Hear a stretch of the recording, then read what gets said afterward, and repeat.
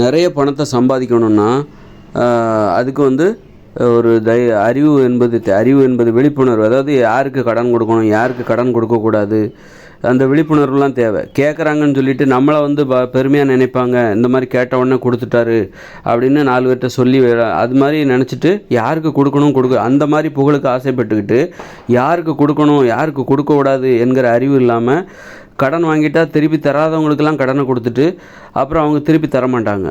அப்போது வந்து நமக்கு கோபம் வரும், அவமானம் ஏற்படும், ஏமாற்றம் ஏற்படும், கவலை ஏற்படும், சாபம் விடுவோம், சண்டை ஏற்படும். அப்படி இதுக்கு அப்போ இந்த மாதிரி ஒருத்தர் கடன் கொடுக்க தெரியணும், யாருக்கு கொடுக்கணும் யாருக்கு கொடுக்கக்கூடாது. அப்போ தான் வந்து நம்ம நிறைய பணத்தையும் நம்மளால் சம்பாதிக்க முடியும். ஏன்னா யாருக்கு கொடுக்கணும் யாருக்கு கொடுக்கக்கூடாதுன்னு தெரிஞ்சுக்கிட்டு நம்ம நிறைய பணத்தை சம்பாதிச்சிட்டோம்னு வச்சுக்கோங்க, அப்போ நமக்கு ஒரு பயம் வரும். நிறைய பணம் சம்பாதிக்கணும்னு நம்ம ஆசைப்படும் போது நமக்கு ஒரு பயமும் சேர்ந்தே வரும். ஏன்னா நிறைய பணம் சம்பாதிச்சா கண்டிப்பாக நம்மக்கிட்ட நிறைய பேர் கடன் கேட்பாங்க. அப்புறம் நம்மளும் வந்து யாருக்கு கடன் கொடுக்கணும்னு தெரியாமல் கேட்குறவங்களுக்கெல்லாம் நம்ம கொடுத்துருவோம். அப்புறம் அவங்க திருப்பி தர மாட்டாங்க. அதனால் நமக்கு கோபம் வரும், ஏமாற்றம் வரும், அவமானம் ஏற்படும், சாபம் இயலாமையின் காரணமாக சாபம் விடுவோம், சண்டைகள் வரும், பகைகள் வரும். அப்போது உடல் நலன் பாதிக்கப்படும். கவலையில் நமக்கு உடல் நலன் பாதிக்கப்படும். அப்போ அதுக்கு பயந்துக்கிட்டே நிறைய பேர் என்ன பண்ணுவாங்க, எதுக்கு தேவையில்லாமல் நிறைய பணம் சம்பாதிக்கணும் அப்படின்னு சொல்லிட்டு பணம் சம்பாதிக்கிற முயற்சியிலேருந்து பின்வாங்கிடுவாங்க. ஏன்னா நிறைய பணம் சம்பாதிச்சா இந்த மாதிரி பிரச்சனைகளை எப்படி கையாளுறது, இப்போ பணம் கேட்டால் யாருக்கு கொடுக்கணும் யாருக்கு கொடுக்கக்கூடாதுன்னு தெரியாமலேயே நம்ம வந்து யாருக்காக கேட்டால் கொடுத்துருவோம், நம்பிடுவோம். அவங்க கேட்டு நம்ம கொடுத்தோம், அவங்க கேட்குறாங்க, நல்ல உருக்கமாக பேசி நம்மக்கிட்ட பணத்தை கேட்குறாங்க அப்படி நம்ம நம்பி கொடுத்துருவோம். அப்புறம் கொடுக்க மாட்டாங்க. கொடுக்காதலன்னா நமக்கு கோபம் வரும், அவமானம் ஏற்படும். இப்படி ஏமாற்றிட்டாங்களே அப்படிங்கிற அந்த அவமானம் ஏற்படும், கோபம் வரும், பழி உணர்ச்சி ஏற்படும், உடல் நலன் பாதிக்கப்படும். அதனால் இதுக்கு நம்ம என்ன பண்ணலாம், நிறைய பணம் சம்பாதிக்காமலே இருந்துட்டு போயிடலாம், நிம்மதியாக இருக்கலாம். நிறைய பணம் சம்பாதிச்சிட்டா நம்ம 4 பேர்கிட்ட போய் 4 பேர் நம்மளை இப்படி பணம் கேட்டு நம்மளை வந்து கடன் நம்மக்கிட்ட வந்து வாங்கிட்டு போயிட்டு திருப்பி தராமல் அதனால் ஏற்படுகிற கோபம், இதனால் ஏற்படுகிற அவமானம், பழி உணர்ச்சி, இதனாலே நம்ம உடம்பு நலன் பாதிக்கப்படும். அதனால் வந்து யாருக்கு கடன் கொடுக்கணும் கொடுக்கக்கூடாது என்பதை தெரிந்து கொள்ள வேண்டும். கடன் கொடுக்காமல் ஒரு வாழ்க்கை வாழ முடியாது, ஆனால் கடன் கொடுக்கணும். அப்போ யாருக்கு கடன் கொடுக்கணும், நமக்கு ஒரு தேவைன்னா நாம் யார்கிட்ட போய் கடன் கேட்போமோ அவங்க கேட்டால் மட்டும்தான் நம்ம கடன் கொடுக்கணும்.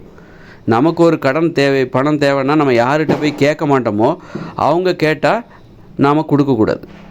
அந்த மாதிரி ஒரு விழிப்புணர்வு. எல்லாத்துக்கும் நம்ம கொடுக்கணுங்கிற அவசியம் இல்லை. நம்மளை வந்து கடன் கொடுத்து உதவிட்டார், இவர் ரொம்ப பெரிய நல்லவர் அப்படின்னு சொல்லி 4 பேர் சொல்லணுங்கிறதுக்காக யாருக்கு கடன் கொடுக்கக்கூடாதோ அவங்களுக்கெல்லாம் நீங்கள் கடன் கொடுத்துட்ருக்கக்கூடாது.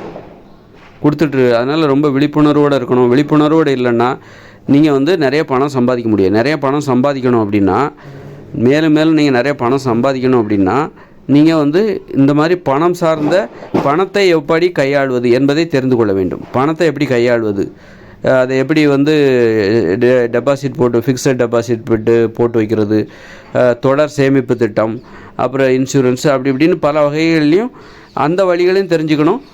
ஏன்னா கையில் இருந்தால் தானே கேட்பாங்க. அப்போ நம்ம எதுலையா முதலீடு பண்ணிகிட்டே இருக்கணும். கையில் பணத்தை வச்சுருக்கவே கூடாது. அப்போ நம்ம என்ன பண்ணணும், எதுலையா டெபாசிட்டு, கையில் கொஞ்சம் தான் பணத்தை வச்சுருக்கணும். அந்த மாதிரி வச்சுருந்தா யாராவது கடன் கேட்பாங்க, அப்போ நம்ம கொடுக்கலன்னு சொல்ல முடியாது அப்படின்னு சொல்லுவாங்க. அதனால் சிலர் தரமாட்டாங்கன்னா அவங்ககிட்ட நம்ம பொய்யா சொல்லிடலாம், இல்லைங்கன்னு சொல்லி பொய் சொல்லிடணும். பொய் சொல்ல தயங்கக்கூடாது. கேட்குறாங்க, அந்த நேரத்தில் நீங்கள் உணர்ச்சிவசப்பட்டு அவங்க ரொம்ப பரிதாபப்பட்டு கடன் கேட்பாங்க. நம்ம உணர்ச்சிவசப்பட்டு ஏமாந்து போய் நம்ம பணம் கொடுத்துருவோம். அப்புறம் பார்த்தா நாம் தான் திருப்பி கேட்டுக்கிட்டே இருப்போம், அவங்க தரவே மாட்டாங்க. அப்போ இப்போன்னு சொல்லுவாங்க, அப்புறம் தரவே மாட்டாங்க.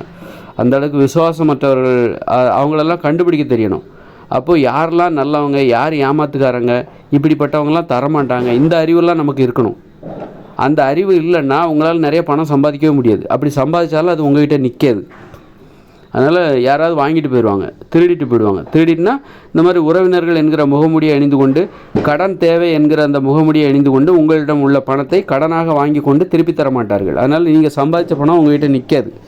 உங்கள் சம்பாதிச்ச பணம் உங்கள் கையில் நிற்கணும், மேலும் பெருக வேண்டுமென்றால் நீங்கள் யார் இந்த மாதிரி நேர்மையானவங்க, கடன் வாங்கினா திருப்பி தருவாங்க அப்படிங்க அந்த யாருக்கு கொடுக்கணும் கடன், யாருக்கு கொடுக்கக்கூடாது அப்படிங்கிற அந்த அறிவெல்லாம் வளர்த்துக்கிட்டால் மட்டும்தான் நீங்கள் நிறைய பணம் சம்பாதிக்க முடியும். நிறைய பணம் சம்பாதிக்கணுன்னா இந்த மாதிரி அறிவெல்லாம் தேவை.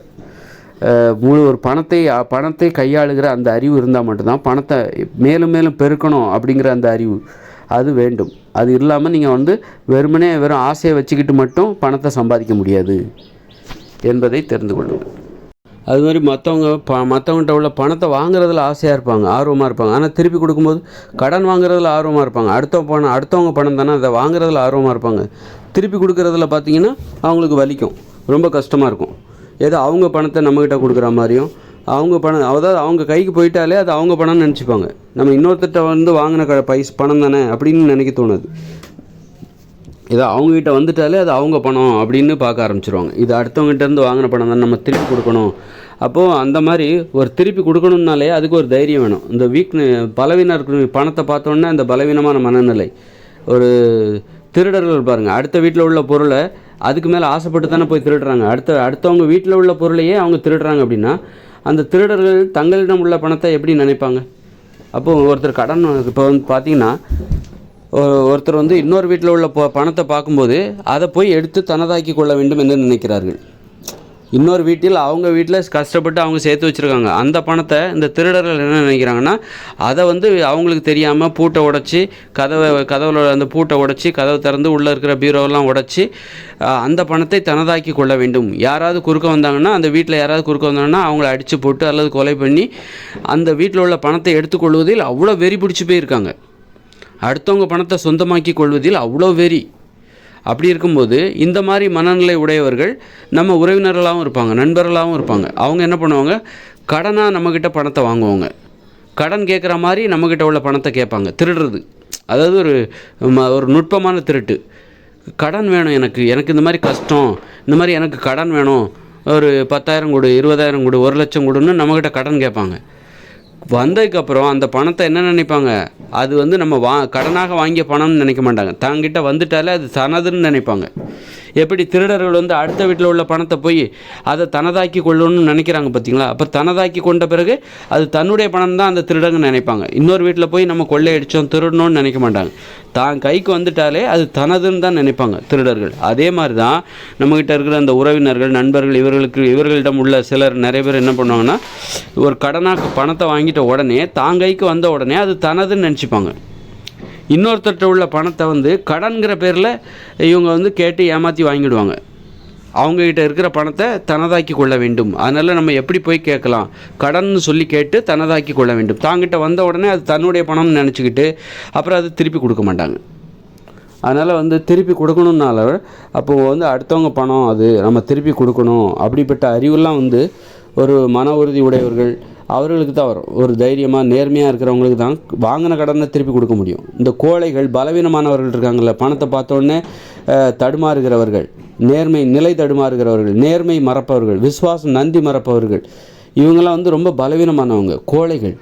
பணத்தை பார்த்தோன்னா அவங்களால நேர்மையாக இருக்க முடியல, விசுவாசமாக இருக்க முடியவில்லை.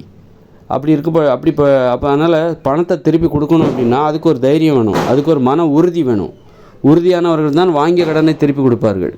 அப்படி இருக்கும்போது நீங்கள் பணம் நிறைய சம்பாதிக்கணும்னா பணத்தை வாங்கினா திருப்பி கொடுக்கவும் தெரியணும். அதுக்கு அந்த தைரியம் வேணும். கோழைகளால் அதிக பணத்தை சம்பாதிக்க முடியாது. நிறைய பணம் சம்பாதிக்கிறவங்க கிட்ட அந்த மாதிரி கோழைகள் ஏதாவது நிறைய பணம் வந்தால் கூட அவங்க கையில் நிற்காது.